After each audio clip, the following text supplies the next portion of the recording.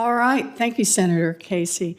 So this week, millions of people will begin the process of choosing a Medicare plan through open enrollment. And one option is to stay with traditional Medicare. The other is to enroll in one of the many Medicare Advantage plans, or MA, as people often refer to it, which allows these for-profit health insurance companies to offer Medicare coverage. Now, in theory, these private companies should compete on the merits of the coverage they offer. Instead, big MA insurers with a war chest of advertising money use deceptive marketing tactics to lure seniors into the wrong plans. These companies exaggerate benefits. They claim that seniors can keep seeing doctors that are actually out of network, and they deceive seniors about how much they'll spend for out-of-pocket care. This is harmful to seniors, and that's a big part of what this hearing today has been all about. But I want to focus on a different point. It also drowns out competition from smaller insurers, even when they offer a better product.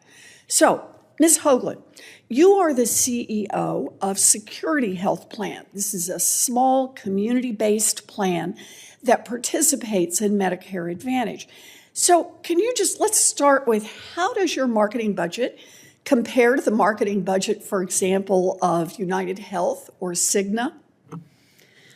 Well, I obviously don't know the specifics of what that number might be, but I can tell you it's pennies on the dollar, fractional of what we would have to spend. So everybody's out there trying to sell their plans to people, and some folks have got huge marketing budgets, and you've got a little sliver of that.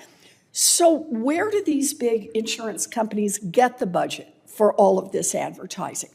Well, think about the structure here. The government pays MA plans a set amount of money per beneficiary. If a beneficiary is sicker, then the amount of money that the government pays can go up, and then whatever the insurers don't spend on care, they get to keep in profits. Now, as a result of this structure, giant insurance companies have built an entire business around making beneficiaries look as sick as possible by stuffing their medical records with as many diagnosis codes as possible, which means the government pays insurers more money. This is called upcoding, and government watchdogs have uncovered hundreds of billions of dollars in overpayments that result from insurance companies gaming the system like this. Ms. Hoagland, are Medicare Advantage plans permitted to spend the money they make off this upcoding on advertisements? There's some amount of discretion in how the dollars can be spent. I do want to say I really do appreciate this question and how you framed it, and we would agree with you that we should be competing on the merits of coverage, not on the financial incentives.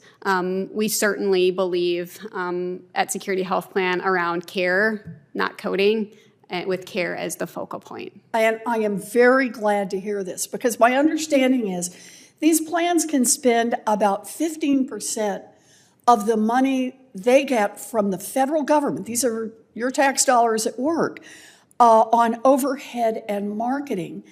And nothing prohibits them from using the payments they get from gaming the system to actually draw more people in so they can keep that practice up. So the way I think of this is the Medicare Advantage plans that game the system get billions of dollars in overpayments. They then turn around and use that money to flood seniors with deceptive ads to lure them to join their plans. But there's one more twist in this. Once people sign up, once the companies make them look as sick as possible, these giant insurance companies refuse to deliver on the care that they actually promised. Now, in 2019, the Health and Human Services Inspector General found that Medicare Advantage insurers improperly denied payment for care in roughly 1 out of 5 claims, leaving seniors with piles of unpaid medical bills. And just 2 months last year, the giant insurance company Cigna used a computer algorithm to instantly deny payment for 300,000 claims, even though trained doctors are supposed to make those determinations. Ms. Hoagland, giant Medicare Advantage insurers are overcharging the government. They are peddling false promises. And then they're turning around and denying care to seniors and people with disabilities. So this is why CMS has taken steps to start to crack down on deceptive marketing and unfair denials of care. Do you think that the government's proposals go far enough? No, I think there is more opportunity, and again, that's why we're here today. One of the things that we specifically have suggested around the marketing tactics that are currently out there and the additional payments that we see going to FMOs or middlemen is to really require some additional transparency so that it's very clear what all the dollars are and how they're flowing, and understanding who might be the bad actors, so that those can be addressed specifically. And then really thinking about, once we understand how the money flows, how do we put true maximum caps on some of these items so that they can't continue to be leveraged for financial gain. Well, I very much appreciate it, and very much appreciate your help in trying to expose these problems today, and appreciate the help from all of you. You know, it's simple.